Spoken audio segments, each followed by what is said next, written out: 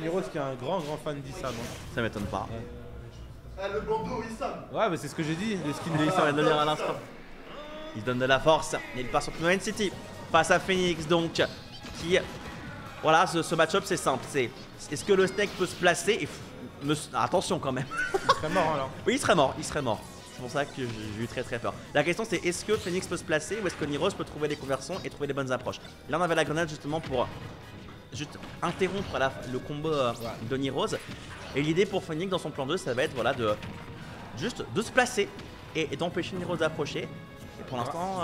Et aussi gratter les pourcents sur Pikachu avec les grenades, par-ci par-là, lead dash attack, etc. Parce que justement Pikachu il est très léger et par exemple un Snake à 130, 140%, Pikachu il explose à 80 du up tilt. Ouh la je sais pas si c'était câble en vrai, j'ai pas trop... Si, il a pas tech. Ouais, il a pas attaqué. Il s'est pris une grenade en plus de ça au même moment. Ouais, il a pris un donner, le donner l'a envoyé sur la plateforme. Sur le terrain, grenade qui touche juste derrière. Il tech pas. Ouais, pas la ride malheureusement ici.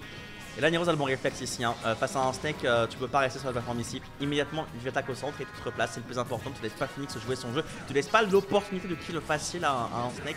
Et c'est clairement le plus important dans ce cas précis. Au centre du terrain, malheureusement, mauvais timing ici pour la remontée, pour la redescente pardon, face à la grenade. Niroz semble très bien gérer le match-up pour l'instant avec ce Pikachu qui va retenter la douille avec ce Thunder. Mais il ne l'aura pas au final. Voilà, Phoenix, pour l'instant, est en train de danser autour du terrain, mais c'est pas ce que tu veux avec un Snake, tu veux te placer et Niroz lui laisse pas d'espace. Tu le sens en fait avec ses mouvements aériens, avec ses Thunder Jolt, avec ses forwarders en approche. Il a les bons timings pour empêcher Phoenix de pouvoir être confortable pour que ce soit sur le terrain.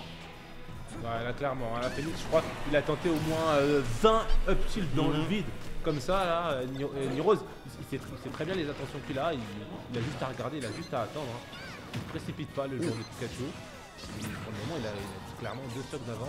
Depuis tout à l'heure, Phoenix, il fait que de donner des stages contrôle. Niroz, il a juste à se positionner, il a juste à regarder. Parfois, il tape pas, juste il bait et ça passe. Ah, dommage, le donner qui n'arrivait pas au bout, mais c'est bon, enfin le forward tilt. On pourra continuer la phase. Niroz qui pensait pouvoir se replacer. Finalement, ce ne sera pas le cas, mais ça reste une stock d'avance pour Niroz. Voilà, qui n'a pas à se précipiter.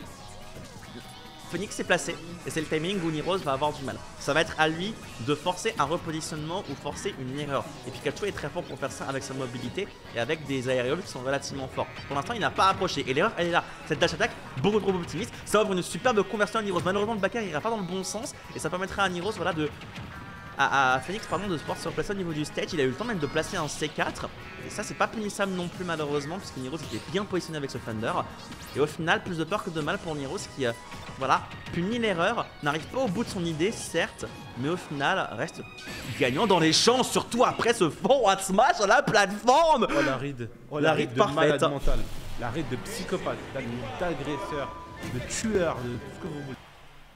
Voyons voir comment il va gérer ce counter pick et cette game 2. Mais pour le moment, c'est très mal parti. Là, Niroz, ça se voit, il a beaucoup d'expérience dans le match-up Snake. Ouais. Il a les réponses, il sait ce qu'il a à faire. Par contre, on ne va pas sur Smashville contre Pikachu.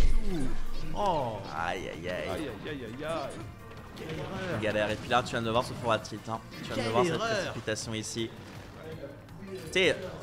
T'as même pas pris 15%, t'es obligé de up B pour te replacer face à un Pikachu. Tu sais que ton match-up, t'arrives pas à gérer. Et t'as du mal. Clairement ici il y a de l'expérience à en tirer de ça. Un Niroz chaud comme la braise, chaud comme l'éclair avec ce Pikachu. Et ce forward smash, on va littéralement aller en plein dedans. Le Thunder de pas grand chose, il ne va pas connecter. Ouais, et comme je disais tout à l'heure, là pour le moment Phoenix, il n'arrive pas à gagner le neutral, à se positionner. Il passe son temps à subir la pression que Niroz lui impose. En fait c'est Niroz qui dicte la game. Rythme. C'est pire que le rythme là, c'est le producteur de l'album. C'est ça. C'est lui qui a fait la prod et c'est toi qui danses dessus et tu n'auras pas trop le choix. Allez dehors avec ce donner de la part de Niroz. C'est le refrain mesdames et messieurs et un mic drop de Clutch Rain Niroz. Bientôt BMS qui continue à trouver les passes. Il aura même cette drop par la suite. Pas le nerf. Le retour sur la plateforme est très bien géré. Et Niroz maintenant qu'il voit que Phoenix s'est replacé à nouveau, il va le pousser à l'erreur. Jouer off stage en se disant à Phoenix, hey, viens me chercher off stage, ose me chercher off stage. Si tu viens, je vais te punir. Mais si tu viens pas, je vais reprendre la position. Et c'est exactement ce qui se passe. Au moins, on couvre parfaitement la remontée avec ce backer. Le C4 a failli connecter. Et en soi, l'avance de Niroz n'est pas si énorme que ça. Ça va être désormais au joueur de Clutch Rain juste de gratter un maximum et de rester patient et ne pas se faire piéger par un Phoenix qui n'attend qu'une erreur de la part de Niroz. sais que c'est la première fois que je vois Phoenix gagner le neutral de Ouais. tout le set. Sinon, il lui a mis des pourcents avec les grenades, tout ça, mais là, c'est la première fois qu'il va gagner le neutral. En tout cas, là, il a pas un lead conséquent. C'est ce mec, le perso, il est assez easy. Il est à 65%. Tu sais, là, il a posé son setup. Ouais. Sur Smashville, il se met un petit peu à camper. Il essaie de rattraper son retard petit à petit. Et bon, Niro, c'est un joueur complètement patient. Si tu veux faire le mur avec Niro, tu vas t'endormir en premier. C'est ça. Il est du métier, il vit pour ça, c'est son job. Hein. C'est un joueur de Pikachu derrière, il a un peu de la patience pour le personnage.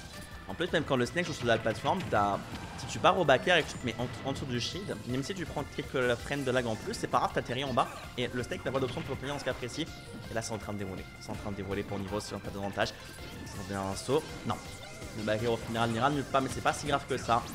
Voilà, Niros qui continue à rater au maximum. Peut-être sûr à pas se faire un smash, mais l'idée était très bonne dans tous les cas. Il aura l'interception du saut, le fer ne touche pas entièrement, donc ça sera insuffisant pour tuer. Mais voilà, c'est une situation qu'on a vue et revue dans ce set, même si la roll ici sera bonne de la part de Phoenix qui finalement tombera sur ce up tilt. 107% forcément un steak tombe surtout sur Smashville. Niros, ouais, c'est une leçon du match-up Pikachu-Snake en vrai. C'est vraiment une leçon. Il a mis le bandeau de Issam. Tu sais, Issam, c'est le tueur, je sais pas si tu sais. Issam, c'est le tueur de Snake. Genre, il perd très rarement contre Snake, tu sais, vu que son meilleur ami c'est NVD, il a beaucoup dosé le match-up. En clair, Niro, il est en train de le dire, bon, je suis le Snake player, et toi, tu vas leur loser bracket. Ouais. Quand il a pris ses skins, c'est le message qu'il lui a fait passer. En fait. Et Niros il a récupéré l'énergie avec le bandeau. Niros il est en train de mettre une sacrée leçon ici.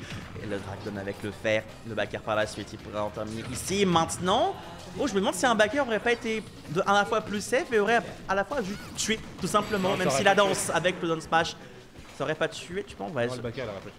C'est pas faux, c'est vrai que c'est ça, Snake. De base, le coup, il a pas un knockback de fou, plus il est style de fou. Tu sais, vu que c'est un starter combo. Ouais, c'est vrai. Non, t'as raison, t'as raison. Du coup, bah, le coup, c'est très rare qu'il tue au backer. C'est vraiment. Non, en vrai, l'option c'était la meilleure, en vrai, effectivement. Quand tu comme ça, même si là, oui, d'accord, ok. Run, up, smash. C'est soit tu prends le Thunderstone, soit tu prends le up smash, soit tu prends les deux. Le set play de Daron. Bon, bah, Niros qui s'impose, hein, 2-0.